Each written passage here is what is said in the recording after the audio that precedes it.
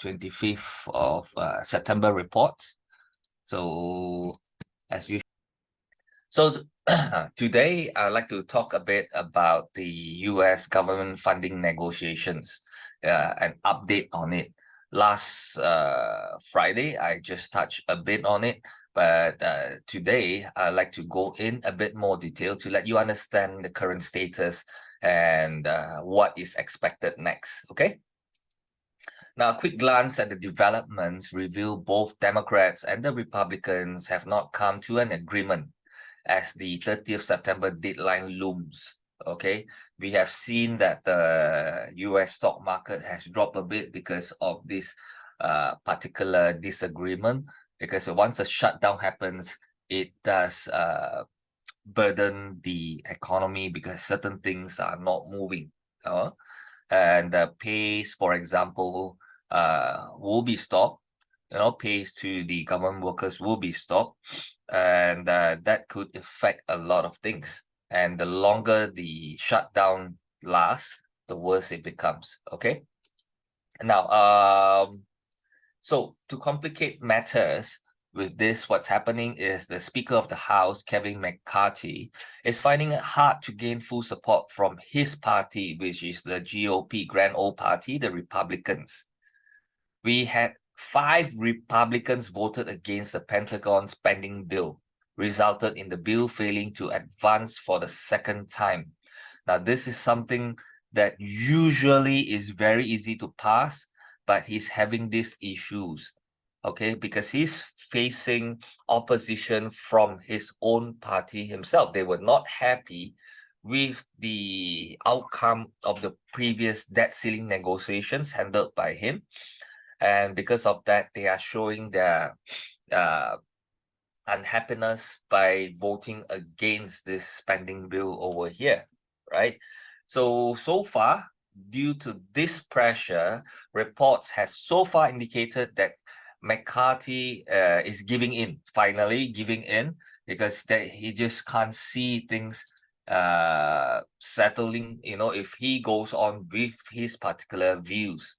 Okay, so he has giving into his party hardline conservatives. That this is a big headache, because now he has to work on both sides. He has to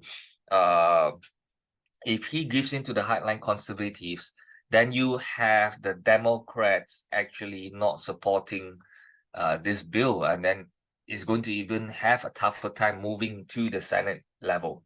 Okay, so far, what are the demands of these hardline conservative? Number one, they want to impeach President Joe Biden because of his son.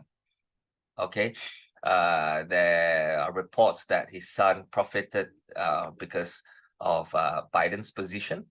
And also, second thing is that they call for spending cuts. They want this. So McCarthy is like, okay, get this through, we will do this. Okay. So this is what is happening right now.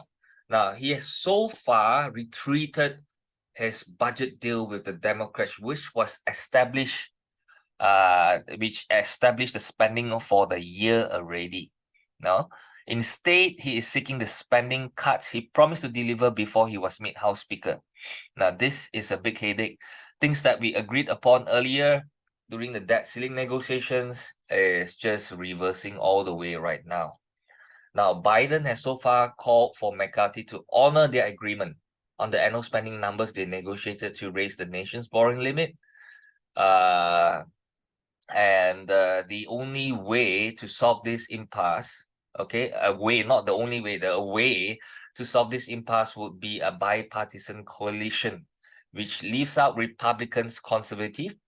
Okay, that means McCarthy goes and gets the Democrats to support this thing to push through.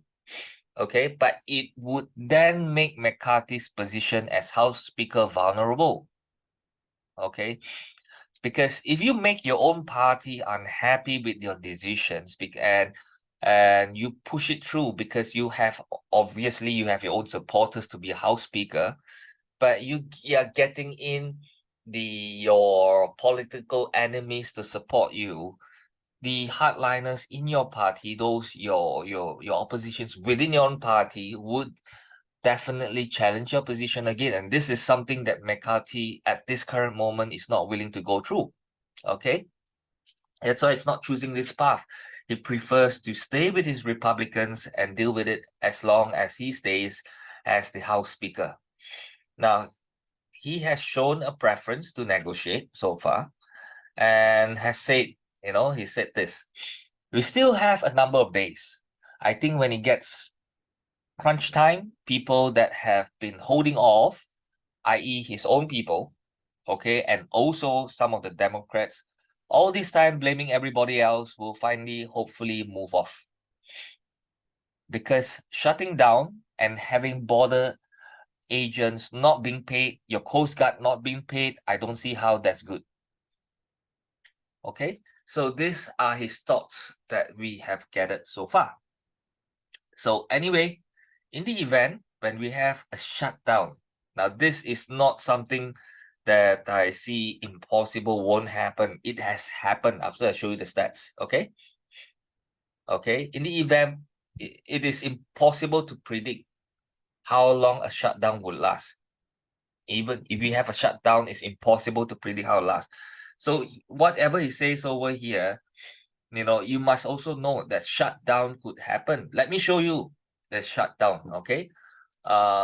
These were the number of days each shutdown lasted. Now, during Donald Trump's time, we had 3 shutdowns. Okay, 3 shutdowns. One was short one was just, it lasted like roughly about 3 days, and the longest shutdown during the Trump era was 34 days, right over here. Okay, because this shutdown happened because Trump wanted funding for the border wall. Remember the Trump wall, that covers the whole entire, that differentiates the US from Mexico. So these are the things that you need to really understand and go through. Okay, so in a nutshell, just put it this way, to understand this shutdown. Now, Goldman Sachs has estimated that a shutdown would reduce economic growth by 0.2% every week it lasted. Okay, but now this is the keyword over here. Growth would then bounce back after government reopens. Okay, so this is viewed as something temporary, and we are actually seeing the S&P 500 dropping, the Nasdaq dropping, Dow Jones dropping, moving to this shutdown. So the moment this shutdown, is over, then this probability that will happen. So if we were to use that and double confirm with the structures that we're looking at the indices when we trade them, that will add to, that will aid your trade, the way you look at the S&P and the way you trade it. Okay, so with that, that's the end of the fundamental report for today.